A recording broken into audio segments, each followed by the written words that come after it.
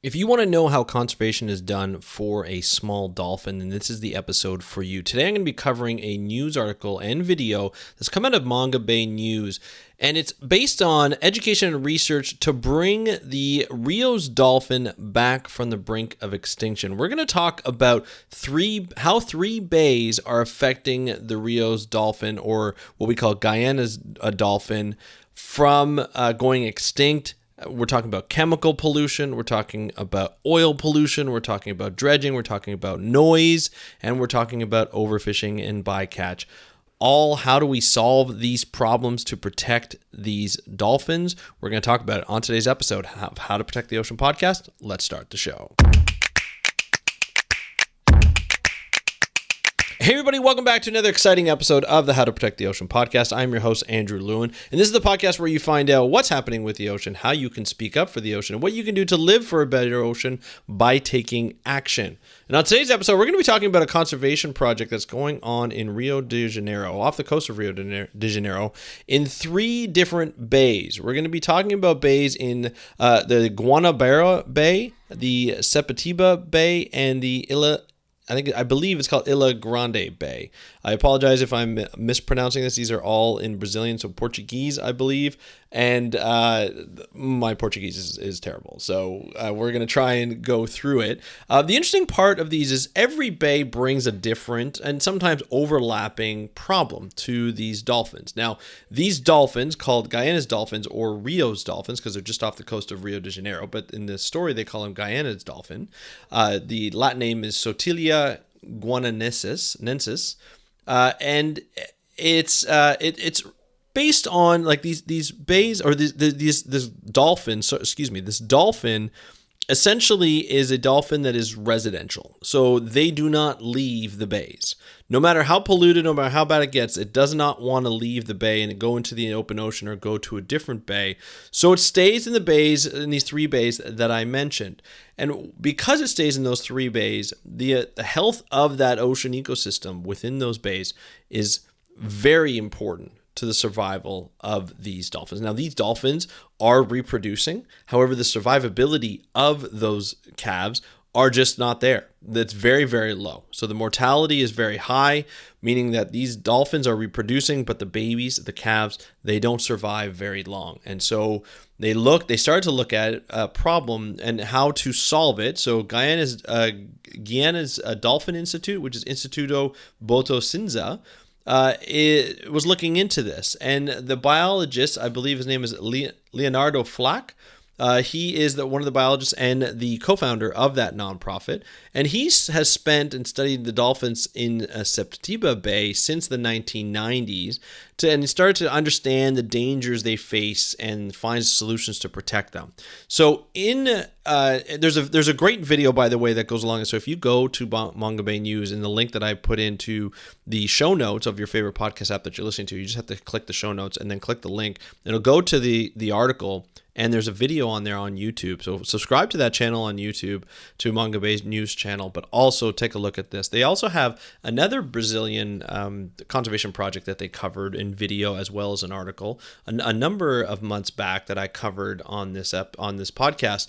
I just love this type of conservation where you have not only the written article, but you also have the video article, and the written article goes into a little bit more detail, but the just over 7-minute article really shows what we're looking for here and gives the overall story in there. And what they do in the videos, they go through each bay and what's been happening, the problems in each bay, and what they can do, and what you can do about it. So apparently in Guanabara Bay is very big for ships.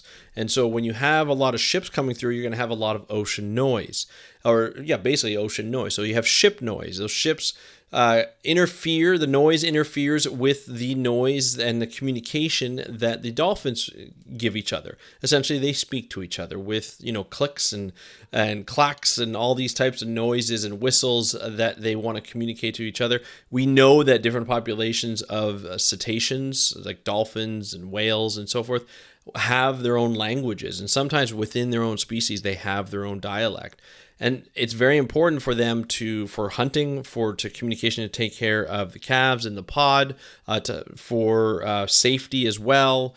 There's a lot of different, just for moving from one point to another. And so they rely heavily on communication because, oftentimes these bays are not clear water. They can't see that far, and the pods can stem very, very long the distances. And so they need to communicate to each other. So communication is key, and often that ocean noise can get in the way from that communication, often leaving out different members of the pod, including calves, and that could be a huge, huge problem. The other thing that's hitting each one of those bays is chemical pollution as well as sewage. There's just raw sewage that goes right into the bays, and it's like up to 80% of the sewage from the region is untreated and pumped right into the bay, contaminating the sea with pathogens and pharmaceuticals that are passed through urination. So, a lot of problems coming through that, and if it's not filtered out, which even other countries are having problem with, not only just Brazil and the city of Rio de Janeiro, but it could be a really big problem. And a study found that a study was looking at the immune systems of Guyana dolphins, leading to greater susceptibility to infectious diseases. A virus outbreak from November 2017 to March 2018 among the Guyana dolphins was unusually deadly. It at least 277 dolphins died, wiping out nearly a quarter of the Sepetiba Bay population, as well as 6% of the Guyanas in the neighboring Ilha Grande Bay. The virus, Flack said, was more lethal because it spread among a population that was already in poor health. So again, you think about a human, right? We looked at going back to the pandemic. Whatever you feel about the pandemic, it's a great example of people who are already sick or vulnerable to a disease like COVID-19. Because they had, cancers, or they had, they were susceptible to, if they had bronchitis, they were already sick, or they had some sort of autoimmune disease, or they had diabetes, they were susceptible to this type, or asthma, they were susceptible to a respiratory virus like COVID-19. Well, if the dolphins in these bays are already sick, their immune systems are already fighting off the pathogens that are already in them, and all from the contamination from the sewage in that water, the untreated sewage in that water, then they're going to be more susceptible to any other virus outbreak, and that's going to hurt their population. A quarter of their population died in between 2017 and 2018, really just a few months. That's not a good sign for the population overall. So the fact is that they need to clean up these areas, right? This is a huge, huge problem. They're also looking at in certain the bays, so mercury levels really high. We're looking at urban expansion has soared. So we're looking at, sedimentation in certain areas and contamination coming through in Guanabara Bay. They found a stretch of sea visible from Rio's iconic Christ of Redeemer and Sugarloaf. So this is the worst affected area, is that stretch. In 1980s, more than 400 Guyana dolphins lived in Guanabara. Now only 30 remain. So this is, their population cannot handle a large outbreak. Now, these are some of the most polluted bays in Rio de Janeiro, and so they have to start cleaning up that water. When you look at it has a total surface area of 328 square kilometers, and is one of the most polluted areas. This is Guanabara Bay in South America, supporting about 11 million people. It's also surrounded by the second largest industrial concentration, with nearly 10,000 industries, including chemicals, as well as 16 oil terminals and 12 shipyards. A 2017 study describes the development of Guanabara Bay as an uncontrolled with limited or no planning for sustainability. So this is what happens when you're not planning things out properly. So females in the bay have been observed without ever having offspring, despite having reached sexual maturity years before, which means they likely have difficulties reproducing, although we have seen those who reproduce, but their calves faced a very low chance of survival. So, there's a lot of problems. Then you have overfishing because there's so many boats in some of these bays, and the shipping industry has become huge and the oil industry has become huge. The fishers have been sort of pushed into a different corner where the dolphins hang out. And so they're setting their nets. They're trying to catch as much fish as possible to support their own families. And these dolphins are getting, caught in the net. So you have, dredging, you have urban development, you have, chemical and plants and raw sewage going right into the ocean. You have overfishing in certain areas where these dolphins like to occur because they've been pushed out from other ocean users. It really seems like marine spatial planning will play a big role, or hopefully will play a big role within this area. You have multiple ocean users, including the dolphins and including other parts of the environment. You need to start to make space for all of them so that they don't run over each other and they don't affect each other. And I think that is a big portion of when we look at conservation as a whole. This is a great example of looking at how conservation needs to play a role with cumulative effects on species and on the environment, right? Not only are we looking at dolphins, we're probably looking at the fish that they eat are probably very well contaminated, just as much as these dolphins. We're looking at bioaccumulation in some of these areas are really bad. So what Flack and some of the other researchers are doing is they're studying these dolphins. They're looking at the populations. They're monitoring the populations. They're monitoring the tissue. In the video, it shows Flack actually taking a crossbow with a little bit of a device to actually take a biopsy of like a small biopsy of the dolphin so that they can measure the contamination levels in the fatty tissue and the muscle tissue. And then they can say, okay, well, look, through photo identification, we know that this dolphin, this Guyana dolphin is this dolphin that we named it, whether it be a number or an actual name. And we've taken a tissue sample, and this is how contaminated it is. And then we're going to do another one, several years down the road, and then, that will be, what we continue to move forward, right? This is how, observations are done. Studying them from early 1990s allows us to get a lot of information on these animals, and so that you can look at how these animals are going to be affected, even from other dolphins. It looks like one of the dolphins that was found on that has broke the water surface, or that were found, died and washed up on the beach, looked like it had raking marks from other dolphins. So looking at the dynamics within those populations of the different bays and how they're all connected, and looking at protections in each one and studying those dolphins really allow us to see how changes are going to help these dolphins or hinder, or no changes are going to hinder these dolphins. In Sepetiba Bay, there was a marine protected area that was placed in there, sort of condemning or not allowing any kind of chemicals to be put in those areas, and then also no fishing in those areas, and it seems to be working with those dolphins. However, those borders, especially for even residential dolphins, are not going to contain those dolphins. They're imaginary borders, right? So it's not as if they're fenced off or they're netted off. These dolphins can go anywhere they want within the bays, and this is just a small portion of those bays. I'm sure there's going to have to be times, and there's going to have to be shipping lanes installed. There's going to have to be noise regulations as you come into those bays. You're going to have to really lower the noise, which is you have to lower the speeds of the ships as they come in, and that's going to be really hard to negotiate with other stakeholders. Although I feel it's necessary, there's going to have to be compromises in there because those ships want to move as fast as possible, and they're going to want to make as much noise as possible because they're moving as fast as possible, and that's going to affect these dolphins and the dolphin population. These are some of the challenges that come up with doing a spatial plan, with doing conservation when there's a lot of ocean industry in those areas.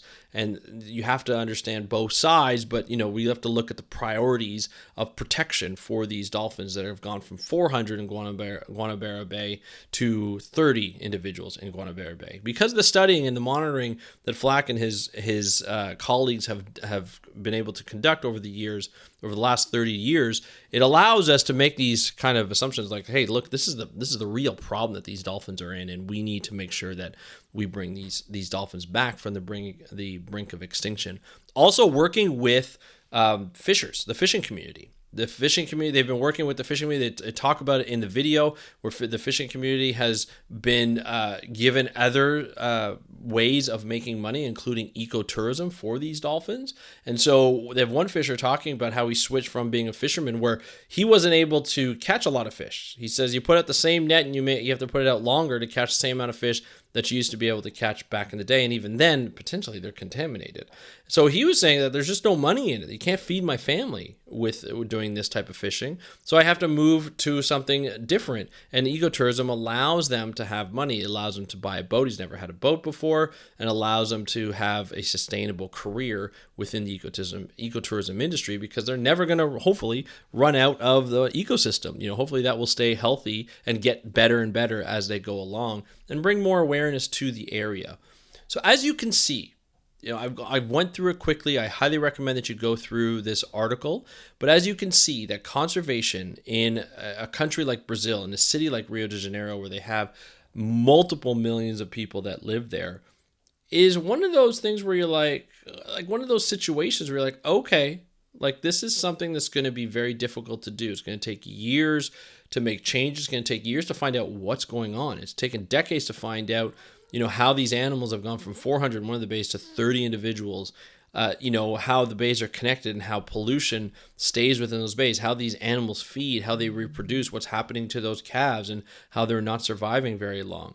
All of this says, like, what is happening? It gives you the idea of what's happening and what is needed for this dolphin, for the Guyana's dolphin to come back from the brink of extinction, to come back and be healthy, and to serve as apex predators as they are in the area, to serve as those iconic species, and maybe to serve as a way of ecotourism to flourish in those areas by seeing these dolphins and understanding these dolphins and speaking to the researchers who are studying these dolphins and giving the story behind them. People love a good conservation story. People love a good story. And I think that's what's really important in this. And that's what we're getting from this story here in Manga Bay News. So we appreciate Manga Bay News for bringing it to us. We appreciate Sarah Brown and Kashfi Halford did the video. Sarah Brown did the written article. We appreciate everybody from Manga Bay News for bringing this type of news to us. Some good news and, of course, some bad news, but looking hopefully with a lot of optimism and a lot of hope for these areas. So for these dolphins. So I'd love to hear what you think about this story. If you want to hit me up on Instagram at How to Protect the Ocean, that's at How to Protect the Ocean. I'd love to hear your thoughts. And of course, if you want to hear more news or see more news every day in your inbox, you can sign up for our newsletter. Go to speakupforblue.com/newsletter. That's speakupforblue.com/newsletter to sign up and get not only articles, but you get the latest of the podcast that we've put out. Also, you get some job information, like some job ads that I put out every day, 5 days a week. So thank you so much for joining us on today's episode of the How to Protect the Ocean podcast. I'm your host, Andrew Lewin. Have a great day. We'll talk to you next time, and happy conservation.